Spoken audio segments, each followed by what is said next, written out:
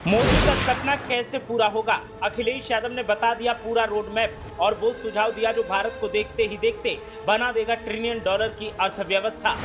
अगर अखिलेश यादव की राय सरकार ने मानी तो सपना हो जाएगा पूरा।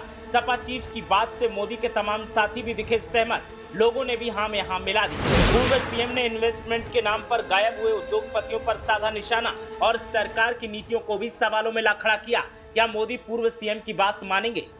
केंद्र सरकार के नेताओं की तरफ से अक्सर $1 ट्रिलियन इकोनॉमी की दलील दी जाती है, लेकिन अब तक इसके दूर दूर तक आसार नजर नहीं आते। ऐसे में यूपी के पूर्व सीएम और सपा चीफ अखिलेश यादव ने अब मोदी सरकार के $1 ट्रिलियन इकोनॉमी के सपने को पूरा करने का प्लान बताया है और उन्होंने जो राय दी है उससे खुद मोदी के तमाम साथी सहमत नजर आ रहे हैं और अब सब एक ही बात बोल रहे हैं कि राय तो अच्छी है, तो वहीं आम आवाम में से भी अखिलेश यादव की राय से लोग राय शुमारी कर रहे हैं। अमेठी दौरे पर पहुंचे सपा चीफ ने सत्ताधारियों के इस सपने पर बोलते हुए कहा कि उन इन्वेस्टमेंट समिट से कुछ नहीं होने वाला जो सरकार के दबाव में उद्योगपतियों से वादा तो करवा लेती हैं, लेकिन जमीन पर कहीं भी निवेश दिखाई नहीं देता और जो कुछ गिने चुने निवेशक आते भी हैं वो भाजपाई एजेंट और अधिकारी उनसे कमीशन एडवांस में मांगते हैं, जिससे वो लौट जाते हैं। उन्होंने आगे कहा कि इधर ये भी सुनने में आया है कि कुछ चुनिंदा अधिकारियों के बदलने के बाद टेंडर भी रद्द किए जा रहे हैं। अगर नए अधिकारी के साथ टेंडर भी हर बार बदलवाया जाएगा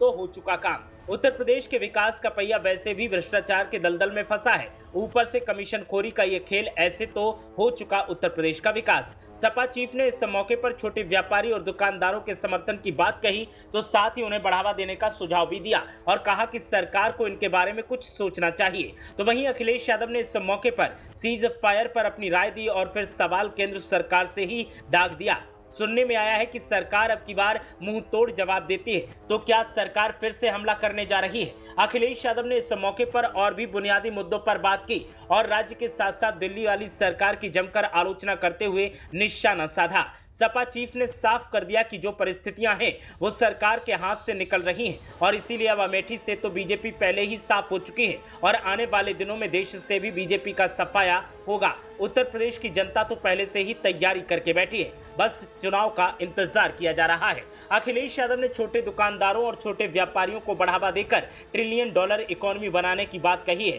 उन्होंने कहा कि छोटे उद्योग ही सरकार का सबसे ज्यादा सपोर्ट करते हैं, बाकी तो मौजूदा समय में बड़े बड़े उद्योगपति सरकार से खुद अपना कर्जा माफ करवा रहे हैं, तो वो $1 ट्रिलियन इकोनॉमी में क्या हिस्सेदारी करेंगे और क्या अपनी भागीदारी निभाएंगे? पूर्व सीएम अखिलेश यादव की तरफ से जब से ये बात कही गई है उसके बाद से उत्तर प्रदेश की सियासी फजाओं में एक बार फिर $1 ट्रिलियन इकोनॉमी को लेकर बहस तेज हो गई है और सत्ताधारी पार्टी के लोगों से अब तमाम विरोधी दलों के नेता और आम आवाम से प्रबुद्ध जन लगातार एक ही सवाल कर रहे हैं कि सरकार $1 ट्रिलियन इकोनॉमी का दावा तो कर रही है, लेकिन इस दावे को हकीकत का जामा पहनाने के लिए सरकार ने अब तक क्या इंतजाम किए हैं?